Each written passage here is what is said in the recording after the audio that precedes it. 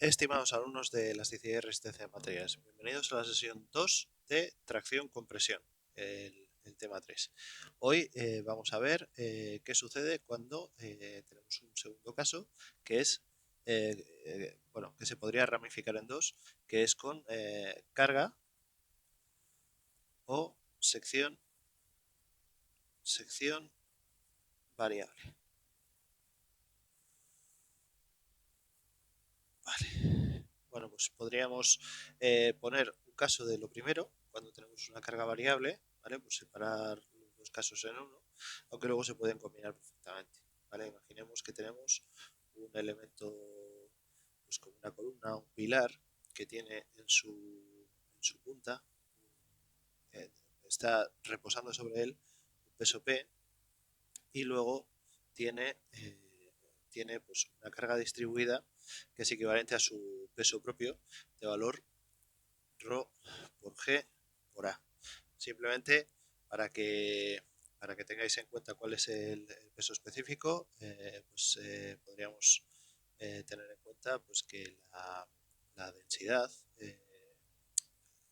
sería pues, gamma sería igual al peso partido del volumen, ¿vale? Que es igual a la masa por la gravedad partido del volumen, que es igual a la masa ρ por el volumen, la gravedad partido del volumen, ¿vale?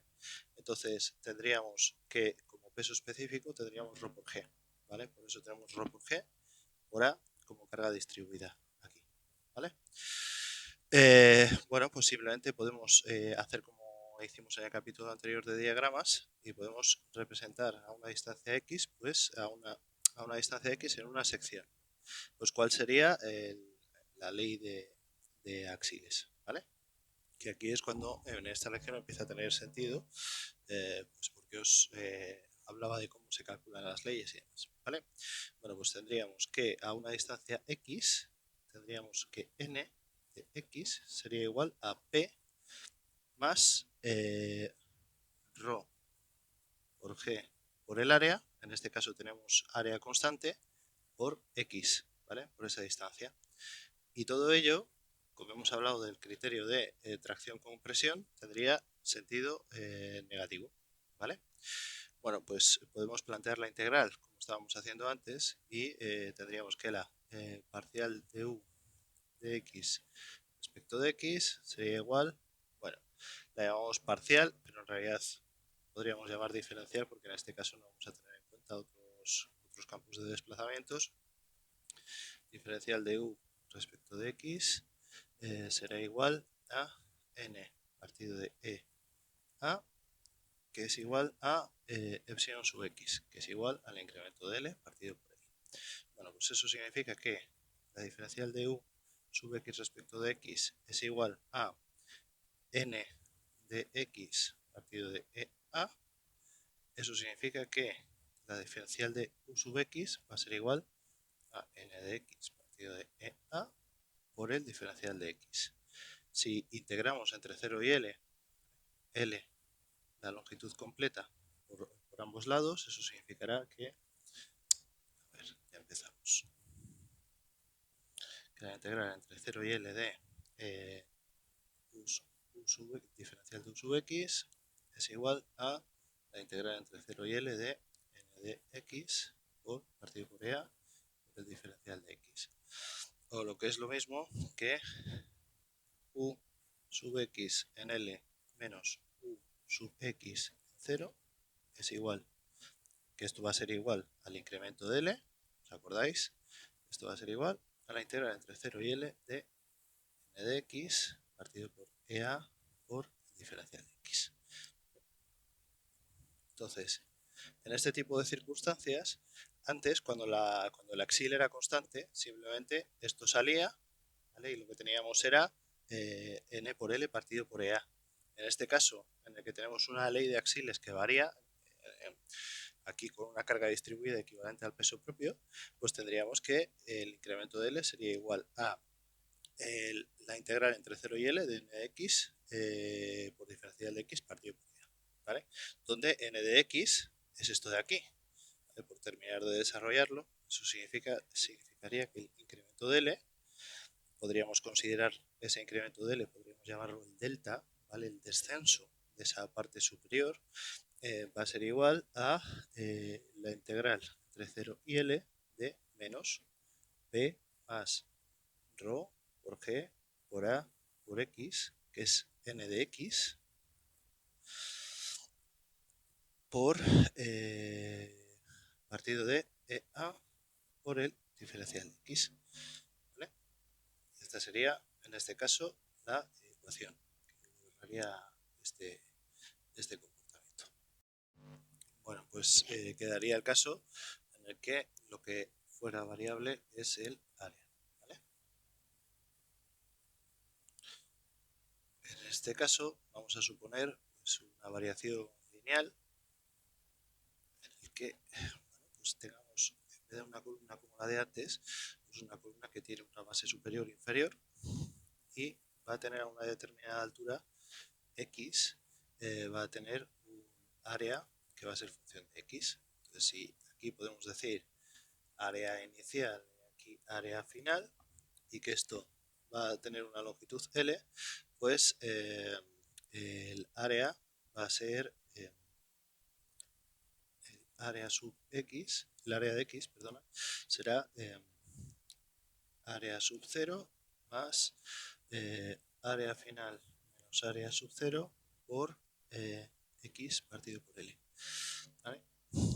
Esta, digamos, será la expresión general que regulará pues, cuál es el área en función de una distancia X de la cubierta, para que nos hagamos una idea, ¿no? Pero el axil, lo que son las leyes de axiles, van a ser constantes. N va a ser igual a menos P, ¿vale? De compresión. En este caso no estamos considerando esa variación lineal, sino simplemente una carga aplicada, ¿vale? Podría suceder que también tuviéramos que tener en cuenta el peso propio, y entonces lo que tendríamos es que combinar este caso y el anterior, ¿vale? Sin embargo, en este caso, vamos a olvidarnos de momento del peso propio, y lo que tendríamos es que, otra vez,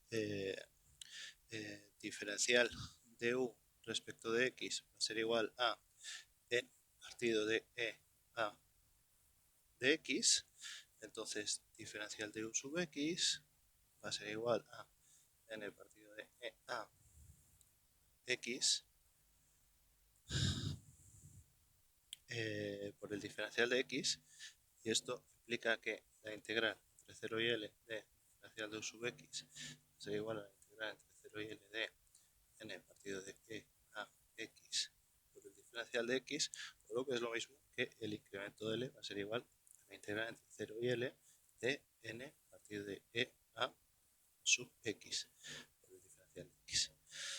Bueno, pues ¿qué sucederá cuando además de este peso propio aparece una carga repartida que es, además de este peso que reposa sobre digamos, la parte superior, ¿no? O la coronación de este pilar, aparece también ese peso propio, ¿no? Pues porque es un elemento muy masivo, tipo hormigón o lo que sea, pues sucederá que además de tener un área variable tendremos un axil variable, y simplemente eh, cuando eso suceda, lo que quedará es que el incremento de L va a ser igual, el delta, si lo preferís, va a ser igual a la integral entre 0 y L de n sub x. La n sub x es la ley de esfuerzos axiles, que se calcula como hemos ido haciendo en diagramas, partido de e a x por el diferencial de x. Y esta será la expresión general con área en función de x y axil en función de x, ¿vale? Que no son constantes. Esta será la expresión general. Esta área igual a área de x y n igual constante. ¿Vale? Entonces simplemente dependiendo, tenemos que distinguir en los casos de compresión y tracción cuando tenemos cargas que están aplicadas, por ejemplo, en los nudos de una determinada estructura que no van variando a lo largo de su longitud. Si no van variando a lo largo de su longitud, vamos a tener tramos de axiles constantes y se van a poder resolver como en el caso anterior. Y si sí varían a lo largo de su longitud, bueno, pues tendremos que resolver simplemente esta integral. ¿vale? Que es hacer una integral normalmente de expresiones que tienen grado 1 o incluso podría suceder que grado 2, pero no es lo habitual, ¿vale? Bien, pues ahora vamos a ver qué es lo que sucede con las tensiones axil. Bueno, dichas tensiones axil, el caso más general pues podría ser el que hemos planteado antes, ¿no? Un elemento que tiene una carga en coronación de valor constante y luego un peso variable, pues que en una sección X va a tener un área X y un valor ρ por G por ese área sub X. Entonces, lo que tendremos es, al final, tendremos una ley de axiles a compresión que va a valer desde P hasta, con este valor n de x igual a menos P más ρ G por área X por, eh, por X. ¿Vale? Entonces, podemos decir que la tensión en esta altura, sigma sub x de x, va a ser sigma sub x de x igual a n de x partido de área sub x. ¿Vale? Entonces, ¿por qué? Bueno, pues por el principio de las tensiones uniformes, y esto pues simplemente pues es un principio general que tiene también sus límites de aplicación, ¿vale? Si por ejemplo estamos hablando de este elemento, pues podemos decir que haciendo la sección por ahí tenemos un reparto constante de las tensiones en el área, pero ahí, o sea, sigma sub x de x va a ser uniforme en la sección, ¿vale? En este caso. Sin embargo, hay otros elementos donde podrían suceder cosas como saltos de área, ¿vale? Imaginamos, por ejemplo, este de aquí, bueno, por no pintarlo tan exagerado, este de aquí en el que, bueno, pues tengamos un, un elemento que tiene dos tramos de sección variable, como estos de aquí, y aquí pues partimos de un área 1 a un elemento que tiene un área 2. Bueno, pues si a una distancia suficientemente alejada, pues podríamos decir que tenemos una carga, una tensión uniforme, ¿vale? Pero a medida que nos acercamos, no. Tendríamos unos saltos de tensión aquí, ¿vale? O sea, esas líneas de tensión se tendrían a abrir así, así y así, y habría una concentración de tensiones en esta zona de aquí, ¿vale? La tensión no sería uniforme. Lo mismo podría suceder, por ejemplo, en un caso en el que tuviéramos, pues imaginaos una chapa metálica en la cual pues tuviéramos una tensión uniforme y aquí apareciera el agujero por el que pasa un tornillo, por ejemplo, ¿no? Bueno, pues en este agujero lo que se sabe es que hay una concentración de tensiones así, ¿vale? Es decir, tendríamos aquí las tensiones distribuidas con, digamos, una transición parabólica, y un poco más atrás ya se volvería a tener pues las tensiones iguales, ¿vale? Un poco más atrás. Pero en esa zona, en el entorno de esas zonas de discontinuidad, otro caso, no hace falta que sea un agujero intermedio, ¿no? Podría ser una chapa que tenga, pues digamos, unas entallas así, ¿no? Una entalla así, y entonces está sometida esa chapa a una tracción y esas dos entallas lo que hacen es que se acerquen los caminos de tensión, ¿vale? Bueno, este lo he pintado un poco de aquella manera, así, y eso significa que a la hora de la verdad, haciendo un corte, vamos a tener tensiones no uniformes, ¿vale? Habrá una distribución pues distinta de las tensiones y no podemos hacer esa analogía. Sin embargo, en transiciones suaves como variaciones lineales, etcétera, pues con ángulos pequeños, ¿no? Por ejemplo, una en la que, como esta que hemos planteado antes, donde tenemos un ángulo alfa pequeño, ¿no? Pues podríamos tener un axil así. Si alfa es pequeño, la distribución de tensiones será uniforme, ¿vale? Si alfa es muy grande, es decir, tenemos, por ejemplo, yo que sé, un elemento así, ¿no? con su, con su axil, aquí alfa sería grande y la distribución de tensiones, o sea, lógicamente van a intentar ir lo más rectos posibles, ¿no? Estas zonas de aquí van a recibir una carga mucho menor que el camino más directo de la carga hasta el apoyo, ¿vale? Entonces, cuando el alfa es grande, sigma sub x no será uniforme. A la práctica, para los problemas que vamos a hacer aquí, pues podremos decir que normalmente será el caso, ¿vale? Que la tensión será uniforme. ¿Vale? ¿Qué es lo que se hace? Normalmente se establece una relación que se llama factor de concentración de tensiones, F sub C, que es igual a la tensión máxima partido de la tensión uniforme. La tensión uniforme siendo la fuerza partido del área, o en este caso, bueno, el axil partido del área, y la tensión máxima, pues esa tensión pico que aparece en estas zonas de tensión, ¿vale?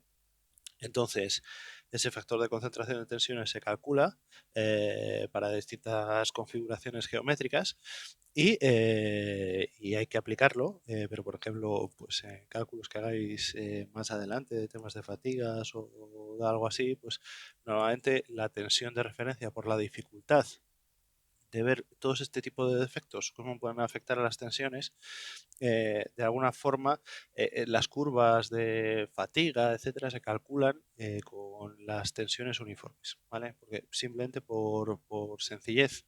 Y luego esos factores de concentración de tensiones van metidos en las propias curvas, ¿vale? Bueno, pues vamos a calcular algunos casos específicos, como puede ser pues este. Vamos a desarrollarlo para calcular esas tensiones. El que habíamos hablado antes, con una carga distribuida Q de X y una carga P que esté en coronación. ¿Vale? Bueno, pues vamos a tomar en este caso la X respecto del apoyo. Pues por el equilibrio de la rebanada, podemos decir que si tenemos n de x, perdón, n de x más diferencial de n de x y abajo n de x y aquí una carga q de x en un determinado diferencial de x, un diferencial de x que puede estar a cualquier altura, puede ser ese, por ejemplo, ¿no? O sea, lo que quiere decir eso es una pequeña rebanadita, ¿no? Si hacemos el equilibrio de la rebanada, el resultado de fuerzas verticales tiene que ser igual a 0 y eso implica que n de x más diferencial de n de x tiene que ser igual a q de x por diferencial de x más n de x, ¿no? Yéndose estos dos, eso queda que diferencial de n de x tiene que ser igual, por equilibrio de la rebanada en el eje vertical, diferencial n de x tiene que ser igual a q de x por el diferencial de x. O lo que es lo mismo, podemos pasar el diferencial de x al otro lado y poner de forma general diferencial de nx respecto de x igual a q de x. Así, ¿vale? Bueno, q de x normalmente a la práctica, q q de x por el diferencial de x va a ser igual a ese peso específico por el área por el diferencial de x. ¿Vale? El peso específico, gamma, normalmente es ρ, que es la densidad por la gravedad. ¿Vale? Entonces tendremos x que va a ser igual, normalmente no tiene por qué, ¿vale? Puede haber otras cargas que están repartidas por otras causas y demás, ¿vale? Pero normalmente podrá ser ρ g por a por diferencial de x. Bueno, pues integrando esto, lo que queda es entre 0 y x, por ejemplo, la integral entre 0 y x de diferencial de n de x respecto de x por el diferencial de x menos la integral de entre 0 y x de q de x por el diferencial de x tiene que ser igual a 0. Esto es equivalente a multiplicar ambas, esta y esta por diferencial de x, y pasar el q de x hacia la izquierda e integrar eso, ¿vale? Y decir que es igual a 0. También podríamos haber planteado que las dos integrales tienen que ser iguales, ¿vale? Pero bueno, simplemente eso significa que n de x es igual a n de 0 más la integral entre 0 y x de q de x por el diferencial de x. Bueno, pues considerando que tenemos tensiones uniformes, se puede decir sigma es igual a n partido del área. Por lo tanto, podemos decir que si ya tenemos esta expresión n de x, podemos decir sigma sub x de x va a ser igual a n de x partido del área, que va a ser igual a n sub 0, n de 0 partido del área más 1 partido del área por la integral entre 0 y x de q de x diferencial de x. ¿Vale? Y esta va a ser la expresión generalizada de las tensiones cuando tenemos una carga distribuida, ¿vale? En una barra así. Bien.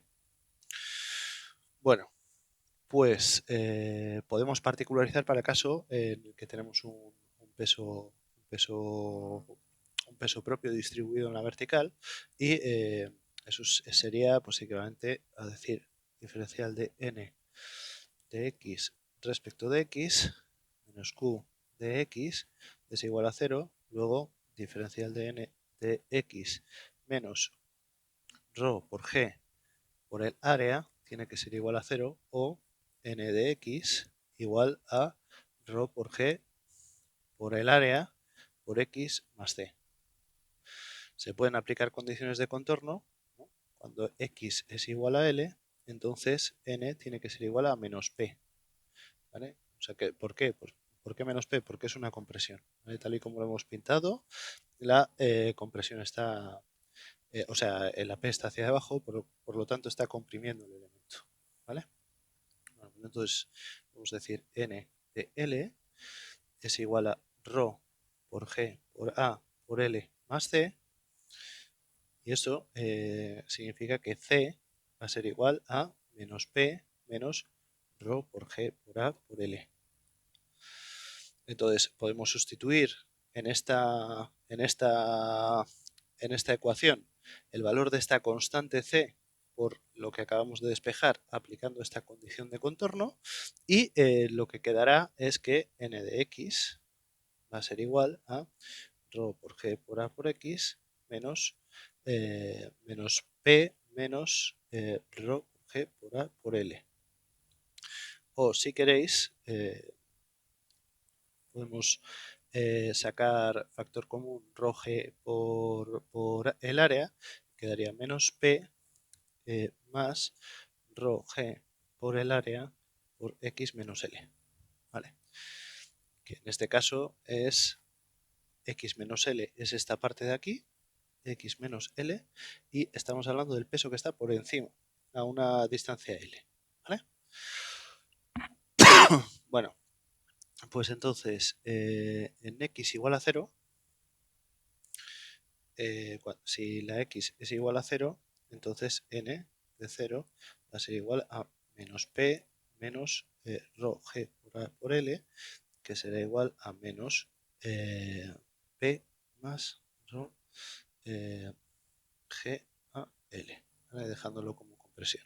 Entonces, sigma sub x será igual a menos P por menos GA por X menos L partido de área será igual a menos P partido del área más rho G por X menos L, donde esta es la tensión que causa el peso propio y esta es la tensión que causa ¿cómo se dice?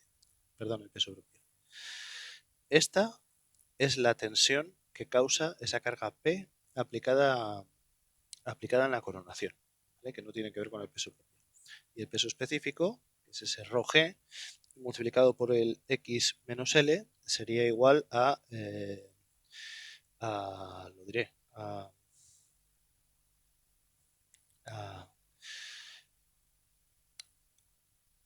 sería igual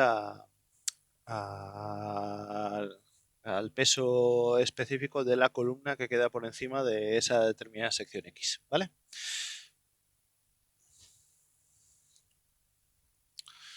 Bueno, pues una vez tenemos esto, podemos decir también que epsilon sub x va a ser igual a menos P partido por EA más rho por G por X menos L partido por E, ¿vale? Porque os acordáis de esa propiedad que epsilon sub x es sigma sub x partido por E, ¿vale? Estamos hablando siempre de x, ¿vale? Por eso tenemos x todavía, ¿vale? Son funciones, ¿vale? Y esto va a ser igual también al diferencial de ese desplazamiento respecto de x.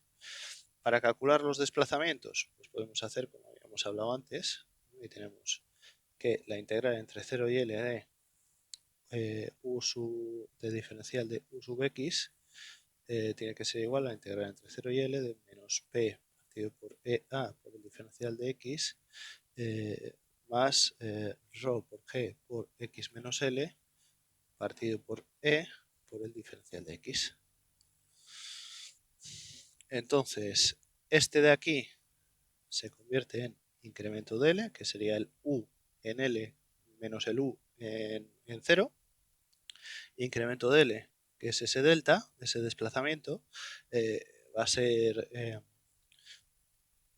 igual a U de L, lo voy a dejar por escrito, que va a ser igual a menos P por L partido de EA más rho por G partido de E por x cuadrado medios menos lx entre 0 y L. Particularizando, esto quedaría menos P por L partido por EA más rho por G partido por E por L cuadrado medios menos L, eso sí, al cuadrado, ¿eh? Y esto va a ser igual a menos P por L partido por EA menos rho por G por L cuadrado partido de 2E. Entonces podemos decir delta, si lo queremos particularizar en este caso, va a ser igual a menos P por L partido por EA menos rho por G por L cuadrado partido de 2E. Siendo esta la parte del desplazamiento, o sea, acordaos de que hablábamos al principio del bloque de resistencia de materias de ese principio de superposición, ¿no? Tenemos por un lado el desplazamiento que causa aisladamente esa carga en coronación de valor P y hacia abajo, y por el otro lado, por este de aquí, ese desplazamiento que se causa por ese peso propio distribuido a lo largo de la longitud del elemento, ¿vale? Bueno, pues simplemente podríamos poner, bueno, este delta también, como U sub 0, estamos en un apoyo que es un empotramiento, este delta también lo podríamos llamar incremento de L, si queréis, también lo podríamos llamar U de L, ¿vale? Porque este U de L sub 0, al estar en un empotramiento, este sería 0, ¿vale? Entonces podríamos decir U sub L y bueno, esto, que es el desplazamiento. Cualquier nomenclatura vale, representan el mismo concepto, ¿vale? Y eso es importante, ¿vale? tenemos una barra que tiene un empotramiento, el incremento de L es el desplazamiento en L, ¿vale? Menos el desplazamiento en cero, que es cero. También podremos llamarlo delta. Bueno, pues simplemente explicamos eso. Tenemos que esta barra de aquí, con esta carga de aquí, esta carga P y esta carga ρg por el área, o Q sub X, ¿vale? Si queréis verlo de una forma más abierta, si queréis, pues, va a ser igual, por ese principio de superposición, a el efecto de esta compresión causada por la carga P más el triángulo causado por esta compresión ρ, g, a, l al final y 0 aquí. Y esto va a ser igual a un trapecio que va a tener aquí P y aquí ρ, g, a, l, P. Eso sí, de compresión, ¿vale? Bueno, simplemente eso, que al final las expresiones que sacáis están relacionadas con conceptos que hemos despejado, están relacionadas con conceptos físicos como este de la superposición que tenemos aquí, ¿vale? Que sí que se cumple. Bien, pues ahora vamos a hablar de un concepto nuevo porque vamos a entrar en el tema de los teoremas energéticos, que es el potencial interno, la energía de deformación axial. La energía de deformación axial, ¿vale? Para esto es bueno recordar un concepto de trabajo, ¿vale? Si tenemos una determinada fuerza en una dirección cualquiera aplicada sobre un determinado elemento, si este elemento cambia su posición a una posición nueva, ¿vale? Pasa hasta aquí, que está a un determinado desplazamiento, vamos a ponerlo delta, aparece un concepto que es el de trabajo, que tiene que ver con la energía, que es la fuerza por este desplazamiento, ¿no? Entonces, que tiene que estar perfectamente alineado, ¿no? Es decir, podríamos decir que si en este caso estuviera aplicado sobre una fuerza en esta dirección sobre un elemento que al final tiene un desplazamiento hasta aquí, ¿no? Ese trabajo sería, este sería el delta y este sería el delta sub x, vamos a llamarlo, ¿vale? Pues si se moviera así, estaríamos en el caso de que el trabajo de esta fuerza, generado por esta fuerza, sería eh, la propia magnitud de la fuerza por ese desplazamiento, delta sub x.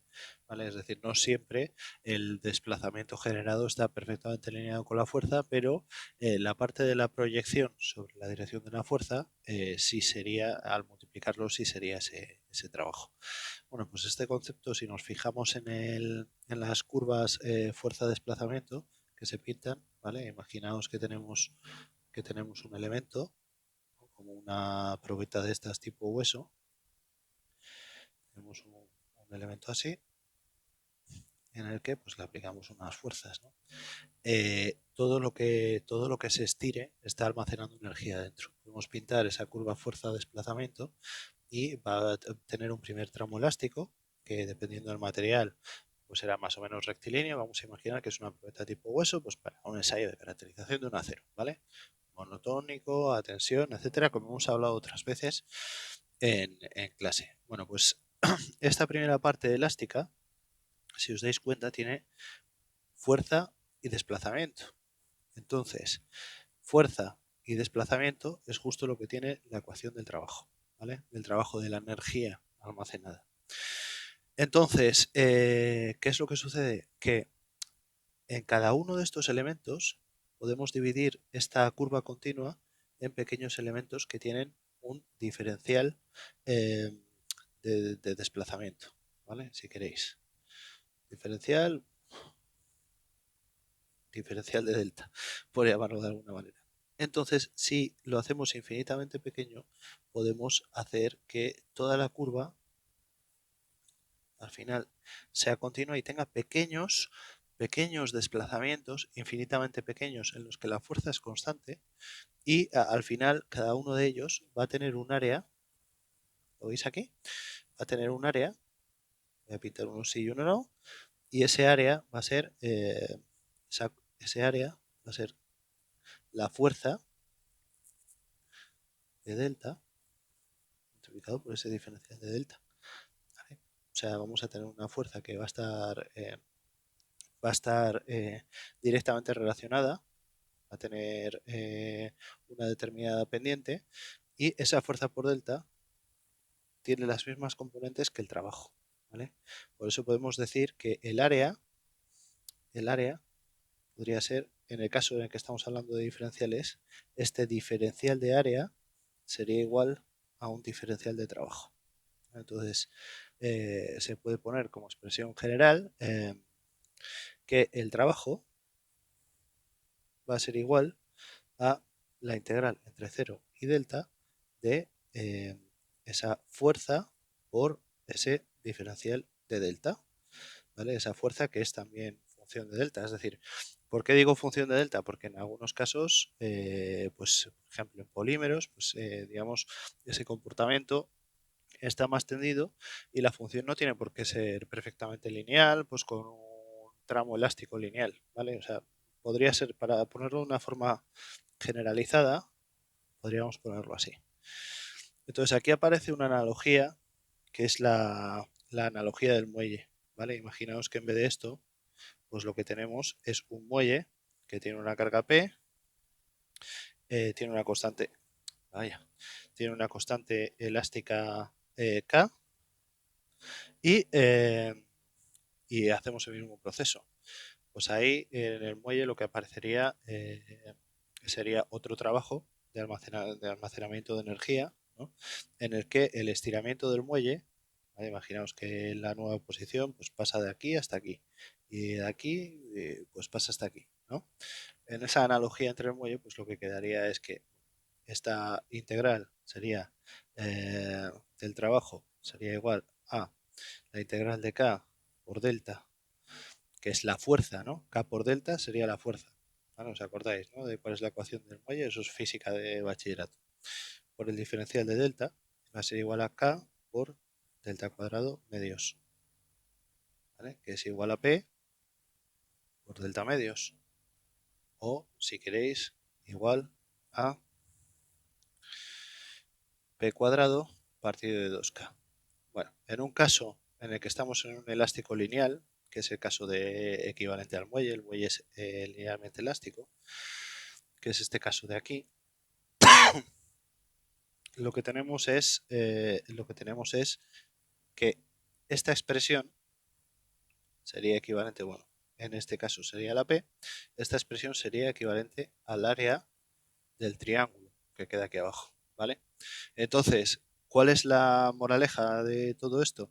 Que en una curva fuerza-desplazamiento, como esta que tenemos aquí, el área del triángulo que queda encerrado a una determinada, a un determinado delta o a una determinada fuerza particularizadas, el área del triángulo es la energía, el trabajo realizado, la energía almacenada dentro, energía elástica almacenada dentro de ese elemento, ¿vale? Ahora imaginaos que en un momento dado se suelta, ¿no? Ese muelle. Pues el muelle va a tratar de recuperar su posición rápidamente, liberando esa energía elástica que está almacenada en él, ¿no? Y lo mismo sucedería pues, en el caso de los elementos como esta probeta tipo hueso o una barra que esté sometida a tracción, etcétera, ¿vale? Entonces, cuando una barra se estira, se producen deformaciones. Y la deformación es en realidad energía absorbida por la barra durante el proceso de carga, ¿vale? Entonces, hay una comparación entre la U, que es el desplazamiento, ¿vale? Por eso se llama U, y el trabajo, ¿vale? U mayúscula, ¿vale? Entonces, por terminar de hacer la analogía, tendríamos que la energía U elástica almacenada por la barra, pues podría ser la integral de P por el diferencial de el incremento de L, ¿vale? Haciendo esa analogía. Si ahora cogemos y en este sustituimos por n igual a EA por epsilon sub x, donde epsilon sub x es igual a, donde epsilon sub x es igual a el incremento de L partido por L, esto va a ser igual a EA por el incremento de L partido por L. Lo sustituimos y quedaría aquí la integral de EA partido por L por el incremento de L por el diferencial de incremento de L. Y esto va a ser igual si integramos a EA partido por L por incremento de L al cuadrado partido por L por 2, que me diga. Por 2 al cuadrado partido por 2. Y esto va a ser igual a P por el incremento de L partido de 2, considerando que el incremento de L va a ser igual a P por L partido de EA. ¿Vale? ¿Veis, no? O sea, hacemos la sustitución, pasamos aquí, y esto va a ser igual a P cuadrado por L partido de 2EA. ¿Vale? Entonces, valdría cualquiera de estas expresiones. Podemos coger esta, podemos coger esta o podemos coger esta. Donde más claramente se ve que estamos hablando del triángulo, ¿no? Del área de un triángulo en un proceso elástico lineal, es en esa, ¿vale? Porque estamos hablando de P, que es la fuerza, multiplicado por el incremento de longitud de la barra y por un medio, que es la fórmula del triángulo, ¿vale? En el caso en el que tuviéramos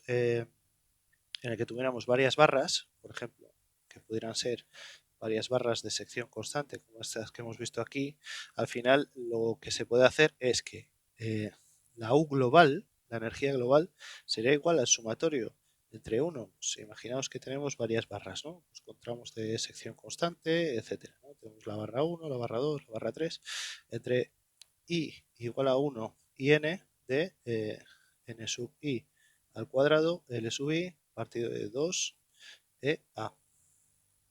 ¿Vale? Esta fórmula de aquí daría esto. ¿Vale? Voy a dejarla hasta aquí. En un caso en el que tuviéramos una barra con sección variable, ¿no? Puede tener una variación lineal, una variación de cualquier tipo, pues en un diferencial de X tendremos un diferencial de energía. Y ese diferencial de energía de U sub X va a ser igual a N cuadrado por X por el diferencial de X partido de 2EAX. ¿Vale? Lo que podemos hacer es extrapolar este concepto de aquí a pequeñas barras de longitud diferencial de X. ¿Vale? Entonces, donde tenemos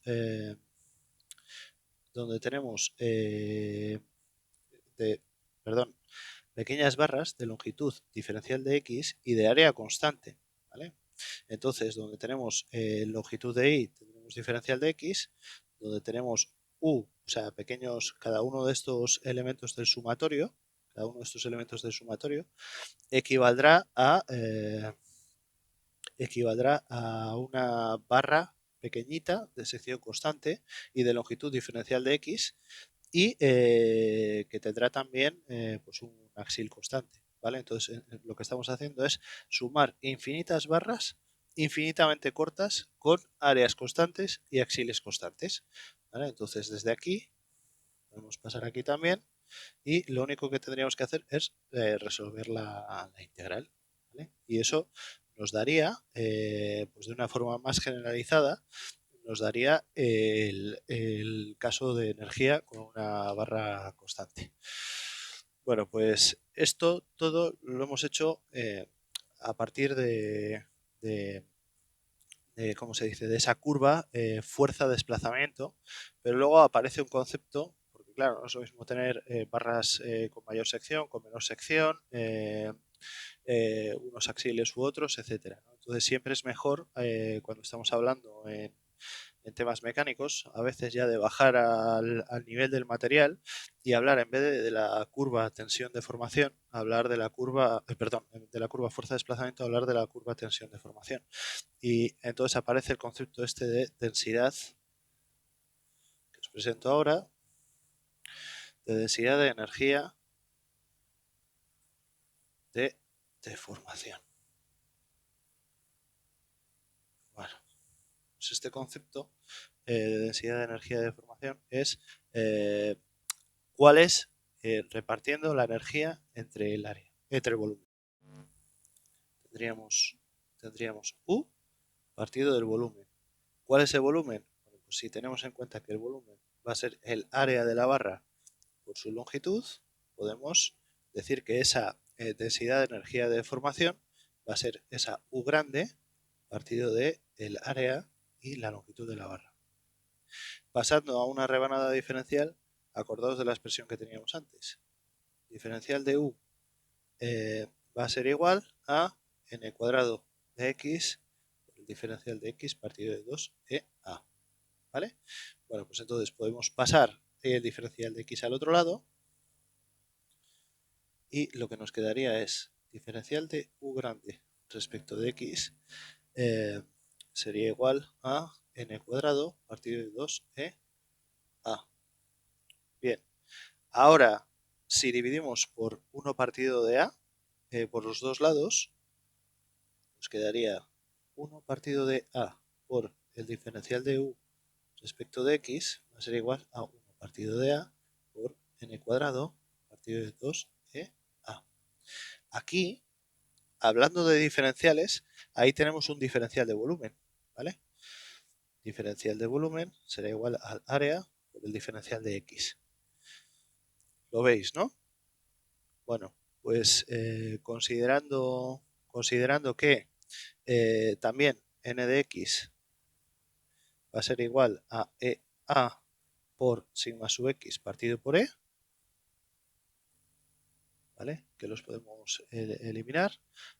Lo que va a quedar es que todo esto va a ser igual 1 partido por A por el diferencial de U respecto de X va a ser igual a sigma sub